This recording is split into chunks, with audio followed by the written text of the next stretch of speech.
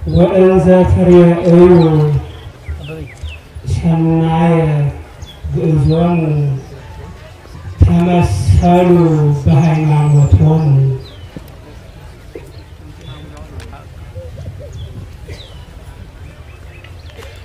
መልካም ጸባያቸውን እየተመለከታችሁ በሃይማኖት ምሰሏቸው።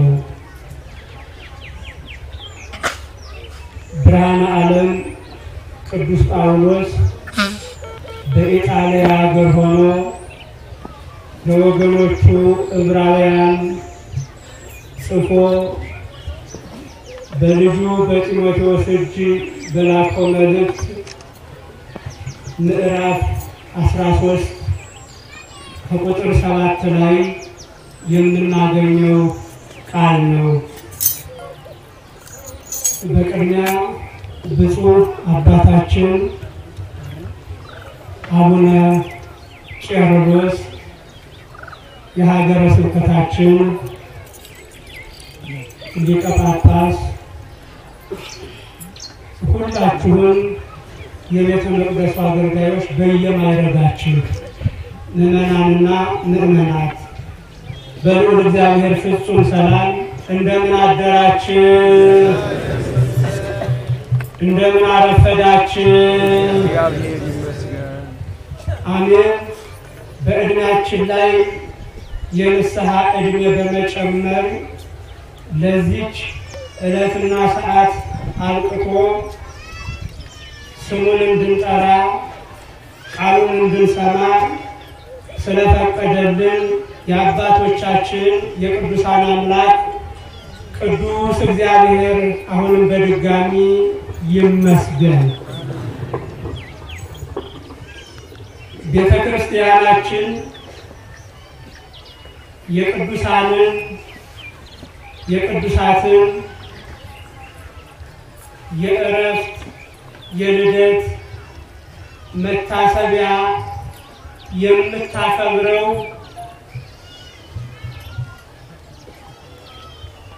ከሰማየ ሰማያት ወርዶ የኛን ባህሪው አድርጎ በለበሰው ሥጋ ተርቦ ተጠምቶ ተገርፎ ተሰቅሎ ሞቶ ትንሣኤያችንን ያረጋገጠልንን ክርስቶስን ማስተማር ፈልጋለሁ። የእያንዳንዱ ቅዱስ፣ የእያንዳንዱ ሰማዕት፣ የእያንዳንዱ ጻድቅ ሕይወት የመጽሐፍ ቅዱስ ማብራሪያ ነው፣ ትርጉም ነው። በቤተ ክርስቲያናችን እንዲህ ነው የምንረዳው። የቅዱሳንን በዓል ስናከብር መጽሐፍ ቅዱስን በሕይወት እንዴት ተረጎሙት፣ እንዴት አብራሩት፣ እንዴት ኖሩት የሚለውን ከቃል ይልቅ ተግባር ያረጋግጣልና እንድንረዳ ተፈልጎ ነው። በዚህ መሰረት ዛሬ ሁላችንም በዚህ የተሰበሰብነው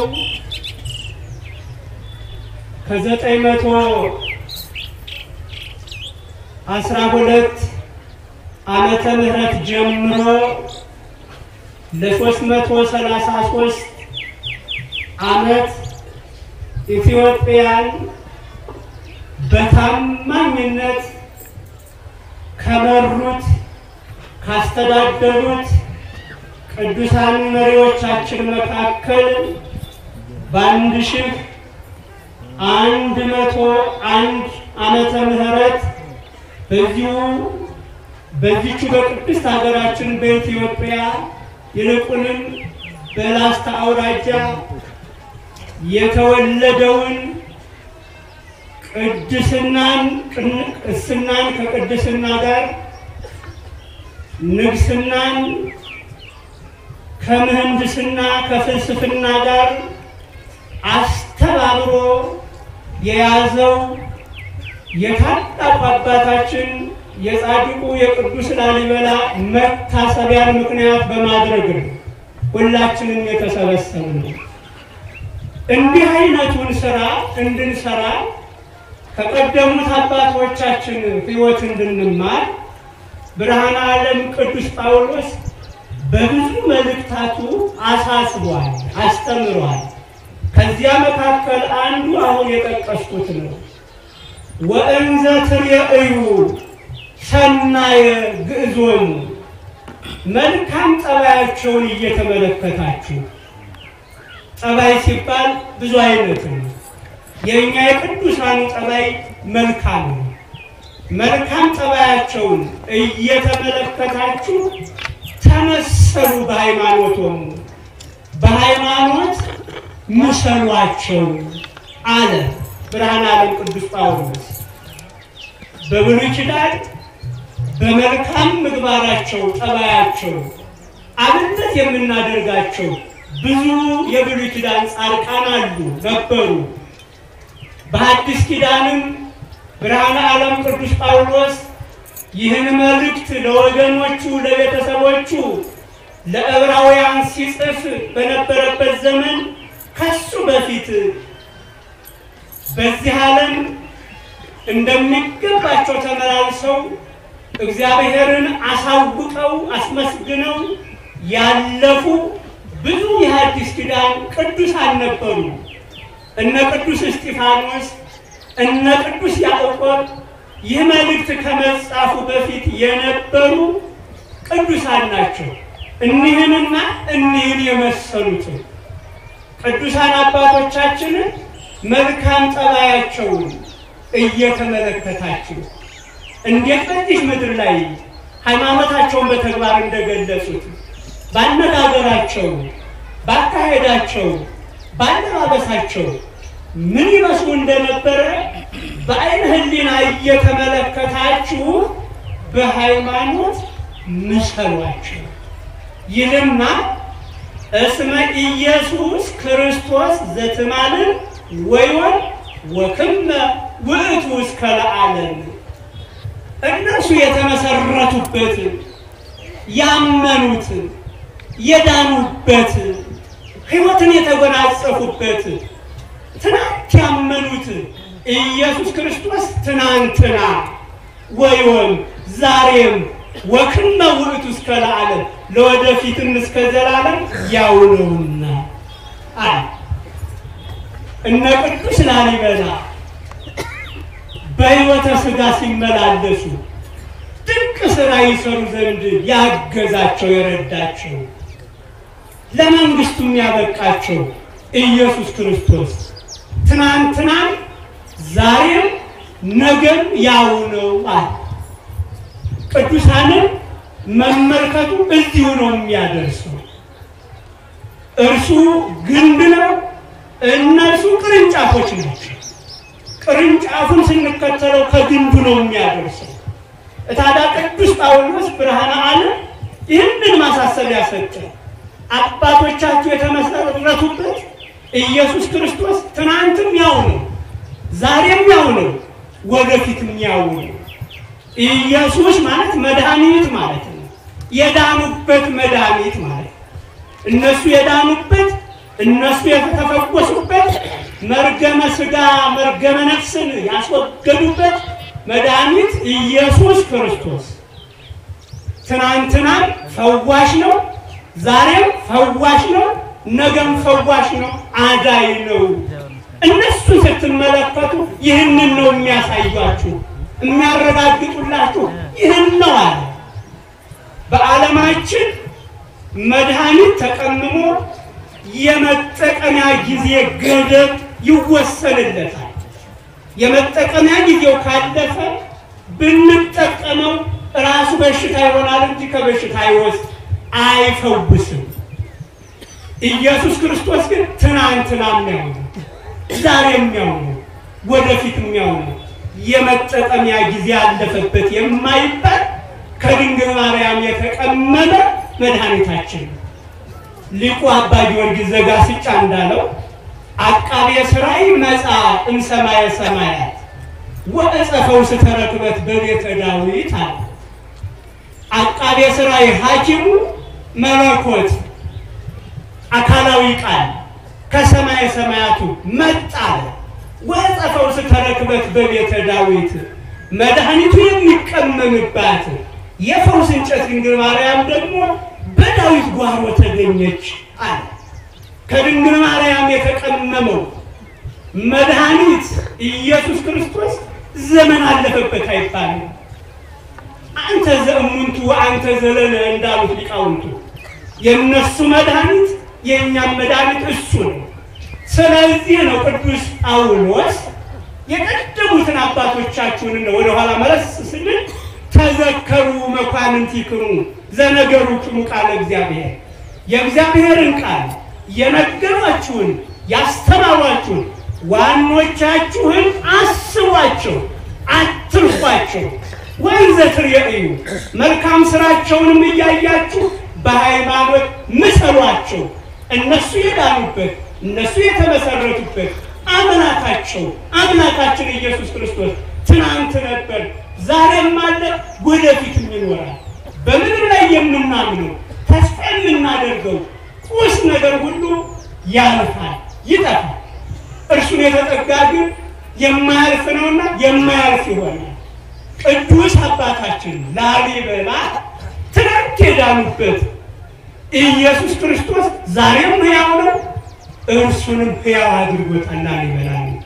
ስለዚህ እንዲህ ለመነጋገር ነው ምዕመናን የተሰበሰብነው። ይህ ቅዱስ ምን አይነት ሰው ነበር? ምን አይነት መሪ ነበር? የሃይማኖት መሪዎችን የሥጋ መሪዎችን የቅዱስ ላሊበላ ሕይወት አቅጣጫ ያስይዛል። ንግስናን ከታማኝነት ጋር ወገኖቻችን አገርን ወዳድነት እንዴት እንደሚገለጽ የቅዱስ ላሊበላ የእጅ ስራዎችን መመልከት ነው። ዛሬ ዘመኑ ጊዜው የኛ ሆኖ በስጋ የምንመራ ሀገርን እንወዳለን የምንል ብዙ የምንማረው ብዙ የምንወስደው ብዙ የቅዱሱ ስርዓት የሃይማኖት መሪዎችን እኛም ካህናቱ ቅድስናን ንቅስናን ከንጽህና ጋር ምልክቱን ከመላእክት ጋር እንዲነጋገር አድርጎታል። ቅስናን ከንጽህና ጋር ቅስናን ከቅድስና ጋር መያዙ የታወቀው ንግስናን ከታማኝነት ጋር መያዙ የታወቀው አማካሪ ክርስቶስ ነበር። አማካሪዎቹ የማይሳሳተው ሰራዊት ቅዱሳን መላእክት ነበሩ። ታውቁታላችሁ እኛን አማካሪዎች እንዴት እንደሚያደርጉ። ምድራውያን መሪዎችን የሚያማክሯቸው ምን ያህል ወጥተው ገደል እንደሚሰዷቸው። የነ ቅዱስ ላሊበላ አማካሪዎች ግን ቅዱሳን መላእክት ነበሩ። ብሎም ፈጣሪያቸው ኢየሱስ ክርስቶስ ነበር። በዚያም እየታገዙ ነው እንግዲህ እንዲሁ አለመግባባት ሲፈጠር እንኳን እንዴት ይግባቡ እንደነበረ የገድላቸውን መጽሐፍ ባየነው ጊዜ ከወንድሙ ከቀድሞ መሪው ከቅዱስ አርቤ ወይም ገብረ ማርያም ጋር የሥጋ ጠባይ ሆኖ አለመግባባት እንዲፈጥር እንኳን እንዴት መላእክት እንዳስታረቋቸው እንዴት ተወያይተው ችግራቸውን እንደፈቱ ዛሬ ለዘመኑ መሪዎች ለዘመኑ ጎሳዎች የነ ቅዱስ ላሊበላ የነ ቅዱስ ገብረ ማርያም አስተዳደር አመራር እጅግ አስተማሪ ነው። ምን እጅግ አስተማሪ ነው። በብዙ ጣውሎች በብዙ አለመግባባትም እንኳን ቢሆን በንጽህና በቅድስና ጥላቻን እንጂ ወንድምን ባለመጥላት ተግባብተው መተካካት የሚለውን ያለምንም ጦርነት ያለምንም መገፋፋት እንዴት እንደተተካኩ ተመልከቱ። ቅዱስ አርቤ ወይም ገብረ ማርያም ታላቅ ወንድሙ ላሊበላ ንግስናውን ለወንድሙ ለታናሽ ወንድሙ እንዴት አስተላልፎ እንደሰጠ ገድሉ ሲነግረን ውጊያ ነበር፣ ጦርነት ነበር፣ ግጭት ነበር። አገርን ወዳድ ከሆነ ጦርነት አይኖርም፣ ግጭት አይኖርም። ስግብግብነት የሚያመጣው ነው ጦርነቱ። እውነት ሀገርን መውደድ እውነት ሕዝብን መውደድ ከተቻለ እንደነ ላሊበላ እንደነ ቅዱስ አርቤ ያለምንም ጦርነት መተካካትን አስተምረውናል፣ ተምረናል ወገኖቻችን። እኛ ካህናቱ ወይም ተራው ምዕመን ብቻ አይደለም የሚማረው ከዚህ ሕይወት በየዘርፉ የልዩ ልዩ ኃላፊዎች ሆነን እንማራለን። ግሩም ነው። ለመማርም ካከት ጉድለት ያለባቸው ሰዎች ባጻጻፍ ቢሳቱም እንኳን ቀና አመለካከት ያላቸው የውጭ ዜጎችን በቀና መንገድ መስክረዋል። ባደራ መልኩ ከተረከበ በኋላ እግዚአብሔር ከእርሱ ጋር ነበርና የሰራቸውን ስራዎች ተመልከቱ። የሃይማኖቱ ውጤት ናቸው። ቅዱስ ላሊበላ 14 ዓመት ኢየሩሳሌም ሲቀመጥ ጌታችን ኢየሱስ ክርስቶስ ያደገባት ናዝሬት ነው። ጌታችን ኢየሱስ ክርስቶስ የተወለደባት ናዝሬት ቤተልሔም ነው። ጌታችን ኢየሱስ ክርስቶስ ምስጢረ መለኮቱን የገለጸበት ደብረ ታቦር ነው። ጌታችን ኢየሱስ ክርስቶስ ለደቀ መዛሙርቱ ምስጢረ ምጽአትን ያስተማረባቸውን እነ ደብረ ዘይትን ጌታችን ኢየሱስ ክርስቶስ የተጠመቀባቸውን እነ ዮርዳኖስን ሲመለከት ምስጥ ብሎ ነው። የሃይማኖት ፍቅር የሀገር ፍቅር ነበርና እነዚያን በስዕል አምጥቶ በጂኦግራፊ አምጥቶ አሳየ። እነ ቢታንያ እነ ዮርዳኖስ እነ ደብረ ታቦር የምንላቸው ይህ እንደው ለጉራፍ አይደለም። ምን ደብረ ታቦር ላይ የተገለጸውን ሰማያዊ ክብር መለኮታዊ ክብር እንድናጠናበት እኮ ተፈልጎ እኮ ነው። እነ ዮርዳኖስን እዚህ ዮርዳኖስ ብሎ ሲሰይማቸው ቅዱስ አባታችን ዮርዳኖስ ላይ የተገለጸውን ምስጢር እንድናውቅ ተፈልጎ እኮ ነው። ይሄን ከመመልከት የተሻለ ምን የምንመለከተው ነገር አለ? እንዲህ አይነቱን መሪ ከመመልከት ምን የተሻለ የምንመለከተው መሪ አለ? ከዛ በኋላ ከሰው ያይደለ ከመንፈስ ቅዱስ በተሰጠው ዲዛይን መሰረት የሰራቸውን አብያተ መቅደሶች ተመልከቱ። አብያተ ክርስቲያናት ተመልከቱ። መልካም ጸባያቸው መልካም ስራቸውን እየተመለከታችሁ በሃይማኖት መሰሯቸው ማለት እንዲህ ነው። ዛሬ በነፍስ ብቻ አይደለም የተጠቀምነው በቅዱስ ላሊበላ እጅ ስራ በስጋችንም ጠገብን እንጂ በልተን ጠገብን ጠጥተን ረካን። ከዚህ ባሻገር ግን ሰማያዊውን ዓለም የምንወርስበትን ምስል ነው ያስቀመጠልን፣ ስዕል ነው ያስቀመጠልን። ታዲያ ቀና የሆኑ የውጭ ዜጎች እንኳን ይህንን አይተው ምንም ሃይማኖት ባይኖራቸውም እንኳን እውነቱን አስቀምጠዋል። ብዙዎች መሳሳት የለመደባቸው ቅድም እንዳሉት ባህታዊ ቢሳሳቱም እንኳን ትክክለኞቹ እንዴት አድርገው እንደጻፉ ብዙ ያነበብነው ያስተዋልነው ነገር አለ። አሜሪካዊው ተጓዥና ጸሐፊ ቢል ግርሃም ምን አለ? የግብፅን ፒራሚዶች፣ የቫቲካንን የአምልኮ ስፍራዎች፣ የግሪክን የጣዖት ቤቶች፣ የእስራኤልን የሃይማኖት ቤቶች ተመልክቻለሁ። እንደ ቅዱስ ላሊበላ ህንፃ ያስደነቀኝ ግን የለም አለ። እንደ ቅዱስ ላሊበላ ያስደነቀኝ የለም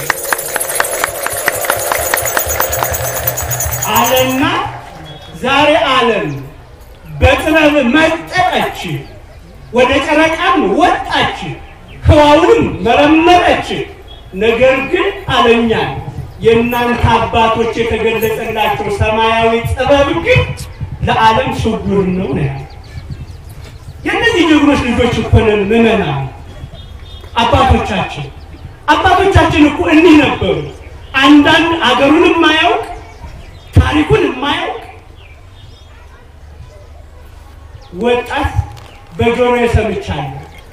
ፈረንጆች ቀይ ገዛት ገዝተው ቢሆን ኑሮ እንሰለጥን ነበር። እነሱ ስለመሰከሩልን አይደለም። በርግጥ እኛ ታላቅ ነን የምንል አባቶቻችን ታላቅ ስለሆኑ ጥበብ ከዚህ የበለጠ ነበሩ። የኛ አባቶች እኮ የአክሱምን ሐውልት ከምን እንደሰሩት እኮ አልታወቀም። የኛ አባቶች እኮ ሰማያዊ ጥበብ ነው ተባለ። የውጮቹም እንኳን ሃይማኖት የሌላቸው መሰከሩት። የዚህ ታላቅ ህዝብ ልጆች የኑ ታላላቅ አባቶች ልጆቻቸው በስጋ በነፍስም ሀገራችንን እንየመሩ አባቶች ነበሩ። ባለ ታሪኮች ነው፣ ባለ ወግ ነን እኮ፣ ባለ ትውፊት እኮ ነው።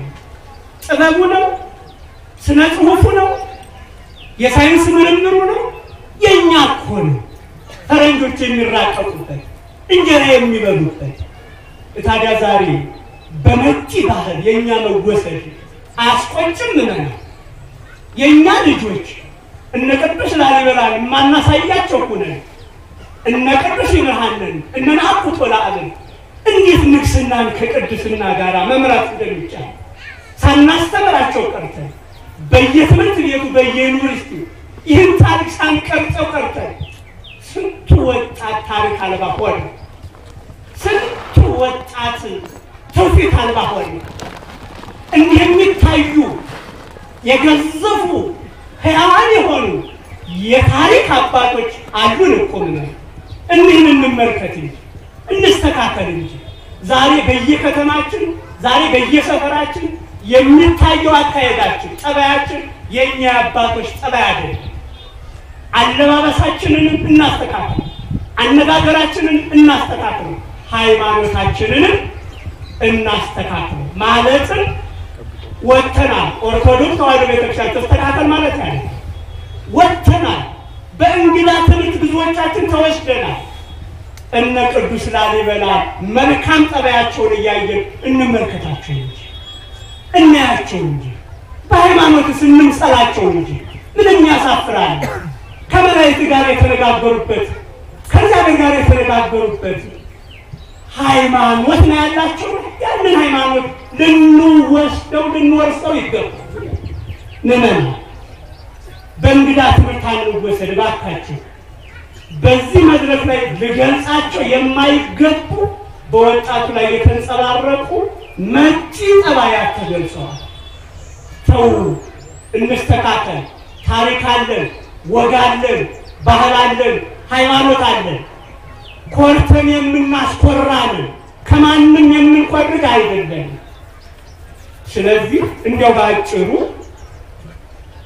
የሃይማኖት አባቶቻችንን መልካም ጸባይ እየተመለከት በሃይማኖት እንምሰላቸው የቅዱስ ላሊበላ በዓል ዛሬ ስናከብር እንዲህ ነበሩ የኛ አባቶች እግዚአብሔርን ያስደስቱ ነበር ለሕዝብ ማሳቢ ነበሩ ዘመን ተሻጋሪ ራዕይ ነበራቸው ዘመን ተሻጋሪ ተግባር ነበራቸው ብለን እንድንመካከር ነው ጊዜ እያባከን አይደለም እያሰነፍን አይደለም ነን ጊዜን እየተጠቀምን ነው የጊዜን መጠቀም ከነሱ እንድንማር መለከው በዚህ መልኩ እነርሱ ተመልክተን በሃይማኖት መስለናቸው በነፍስ በስጋ የምንከብር ልጆቻችን ያድርገን እኔ እንድናገር እናንተም እንድታዳምጡ የፈቀደ የአባቶቻችን የቅዱሳን አምላክ ቅዱስ እግዚአብሔር ክብርና ምስጋና ይግባው